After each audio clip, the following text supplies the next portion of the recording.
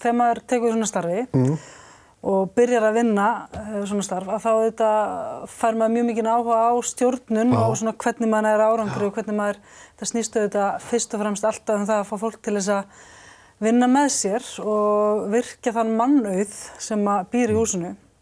Og ef þú tekur þetta svona út frá stereotypum, talar um kvenlæga stjórnendur eða karllæga stjórnendur, að þá var kannski svona lenskan áður fyrir meira svona ákveðið hierarkí, eða þar sem að hafa svona talað um sko freki kallinn á toppnum sem að stýrir með svona ákveðnum ótta. Og en í dag eru náttúrulega komin svona mjög mörg svona ný gildi og og svona svo þjónandi forysta sem eitthvað sem að ég hef tileinkað mér í ríkum mæli og svona gengur út á það að fyrst og fremst að hlusta á fólk og virkja fólk og síðan þegar maður er búinn að hlusta þá maður auðvitað tryggja að þessi hlusta á mann sjálfan en ég held að sé aldrei hlusta á mann ef maður hlusti sjálfur. Heldur að freki kallinn sé á útleið?